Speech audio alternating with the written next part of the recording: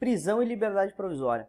Então esse é um tema que também precisa de muita atenção, de repetição, e é importante fazer exercício sobre ele, porque é um tema bem cobrado, prisão e liberdade.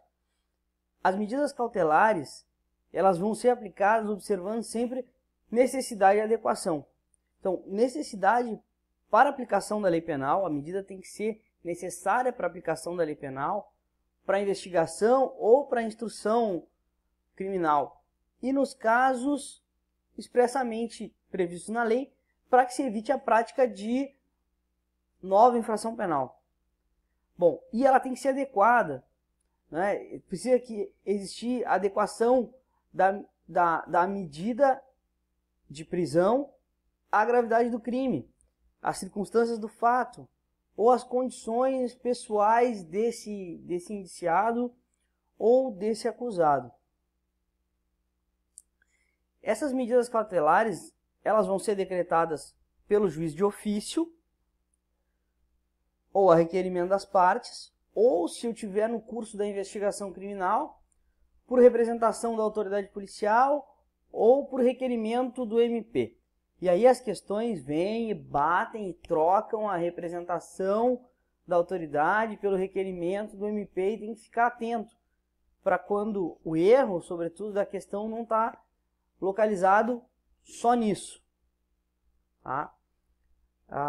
Com exceção dos casos de urgência ou de perigo de ineficácia da medida, vai existir contraditório nessa medida, né? O juiz, ao receber o pedido de medida cautelar, determinará a intimação da parte contrária, acompanhada de cópia do requerimento e das peças necessárias.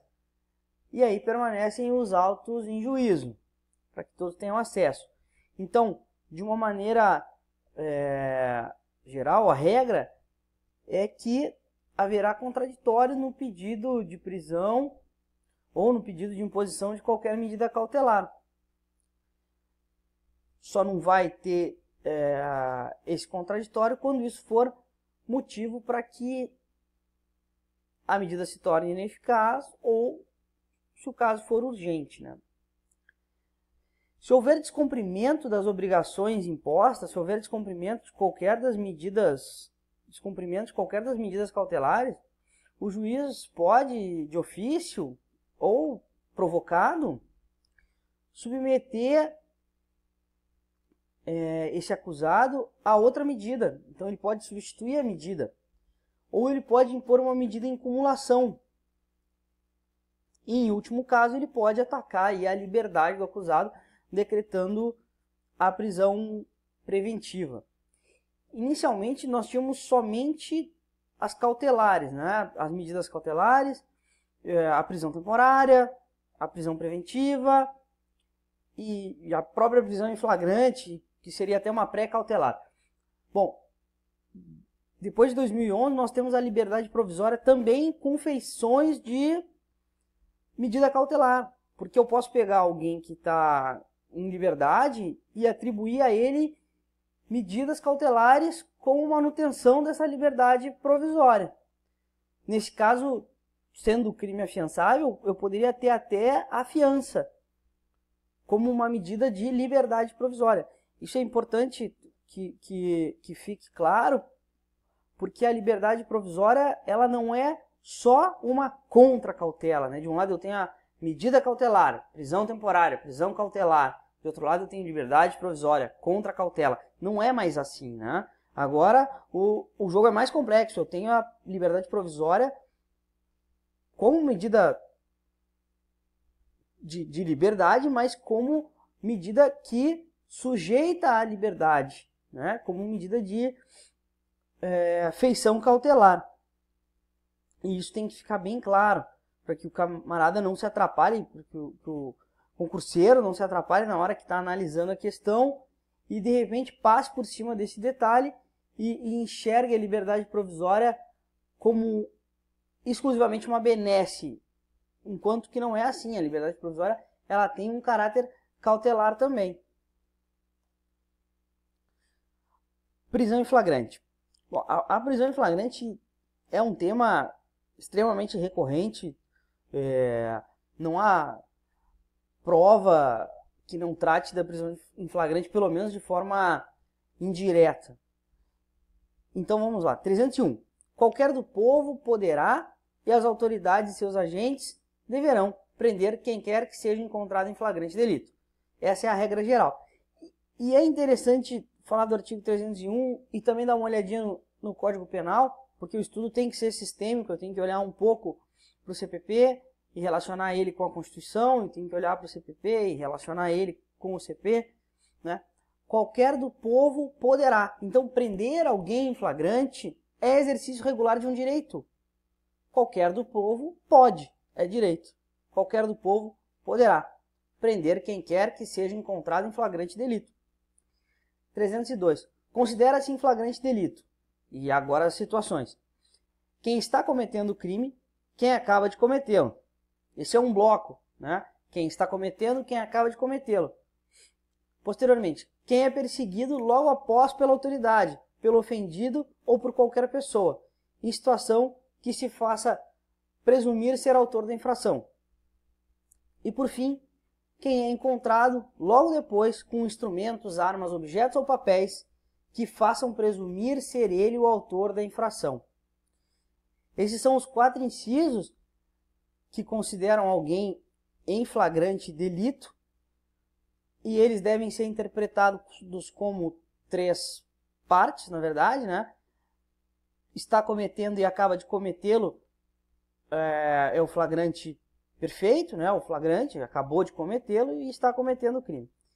Quem é perseguido, não é? Que é logo após, e quem é encontrado, e aí num espaço de tempo maior, logo depois. E aí vamos ter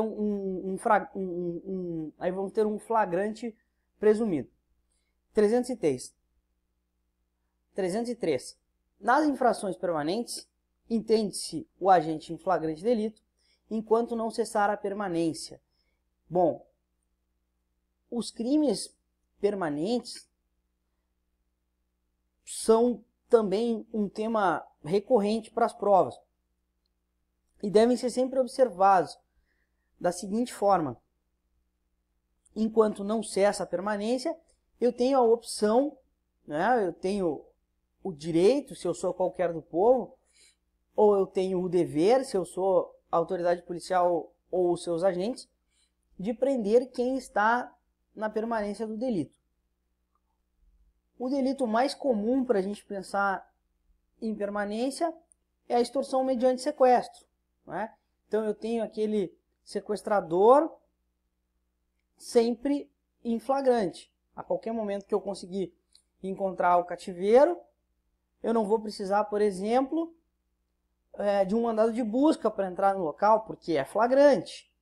Então eu posso entrar lá dentro, eu posso prender o camarada em flagrante. Prisão temporária.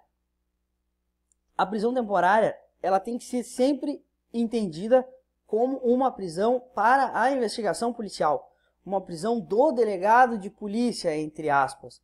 Então, a prisão temporária, ela só existe e ela só pode ocorrer durante o período do inquérito policial.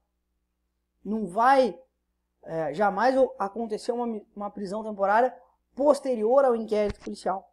Depois da prisão temporária, ela tem prazo certo, né? Diferente da preventiva, que não tem prazo certo.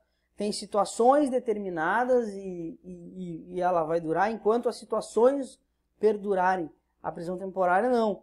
A prisão temporária, ela tem prazo certo. Bom, se eu tenho prazo certo, cumprido o prazo, o preso tem que ser posto em liberdade. Isso também tem que ficar claríssimo. Mas o ponto mais cobrado da prisão temporária talvez não seja nenhum desses dois, mas seja o que está aqui na tela. Caberá a prisão temporária: 1. Quando imprescindível para as investigações do inquérito. 2. Quando o indiciado não tiver residência fixa ou não fornecer elementos necessários ao esclarecimento de sua identidade. E 3. Quando houver fundadas razões, de acordo com qualquer prova admitida na legislação penal, de autoria ou participação do indiciado nos crimes da lei. Vai lá, 7.960. Vai lá, olha a lei, vai ver a lista dos crimes. Mas vão estar lá os crimes hediondos, vão vai estar lá o homicídio simples, enfim, vai ter que olhar a lista dos crimes da lei. O que é determinante aqui? Existem 3 teorias. Uma que vai nos dizer que eu preciso dos 3 incisos para pedir a temporária. Não é a que o Brasil usa. Outra que vai me dizer que com qualquer um dos incisos eu poderia pedir a prisão temporária. Também não é essa que está valendo. E uma terceira que coloca um dos incisos como obrigatório e diz que ele deve ser casado com um dos outros 2. Então, deve haver fundadas razões, de acordo com qualquer prova admitida na legislação penal de autoria ou participação do indiciado nos crimes da lei. Esse inciso, o inciso 3º, tem que estar presente. Além disso, ou ele tem que ter casado com o inciso 1º, quando imprescindível para as investigações, então, tenho fundado as provas e é imprescindível para as investigações do inquérito, prisão temporária. Ou tenho fundado as provas e o indiciado não tem residência fixa ou não me dá elementos para esclarecer a sua identidade. Na questão da falta de elemento, da falta de residência fixa, é importante olhar até a data da prova, porque é uma opção bastante duvidosa para a questão constitucional atual. A lei de prisão temporária já é mais antiga. Mas não fornecer elementos para esclarecimento da sua identidade, tendo fundadas razões de autoria ou de participação do indiciado nos crimes da lei, é motivo de prisão temporária. Então, para a prisão temporária, talvez o ponto mais importante seja esse. Quais são os 3 incisos? É obrigatório que eu tenha o 3º e eu preciso casar esse 3º ou com o 2º ou com o 1º. Habeas e seu processo. Habeas e seu processo, já que habeas corpus é sempre ponto possível para as provas, às vezes inconstitucional, às vezes em processo penal, mas vamos lá. Artigo 647. Dar-se-á habeas sempre que alguém sofrer ou se achar na iminência de sofrer violência ou coação ilegal na sua liberdade de ir e vir, salvo nos casos de punição disciplinar.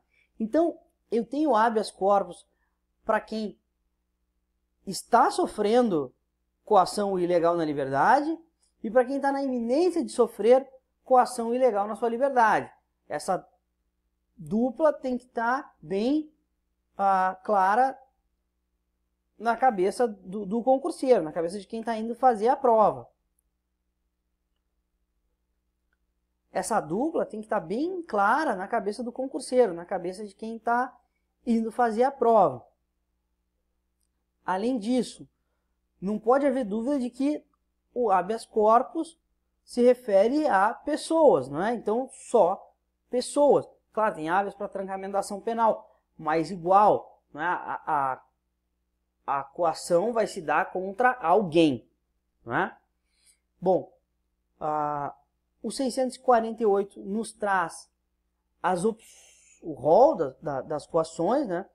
Quando não houver justa causa, a coação será ilegal. Quando alguém estiver preso por mais tempo do que determina a lei, quando quem ordenar a coação não tiver competência para fazê-lo, quando houver cessado o motivo que autorizou a coação, quando não for alguém admitido a prestar fiança, nos casos em que a lei autoriza a fiança, quando o processo for manifestamente nulo e quando estiver extinta a punibilidade. Todas essas são opções para o impetramento de habeas.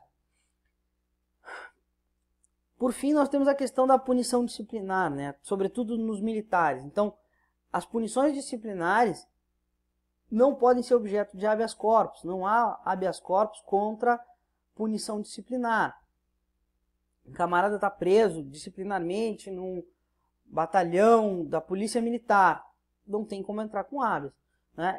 Com a única exceção de que o habeas seja contra a legalidade da prisão, formal, né? Formalmente ele não teve as oportunidades de defesa que aquela instituição autoriza. Aí sim caberia um habeas.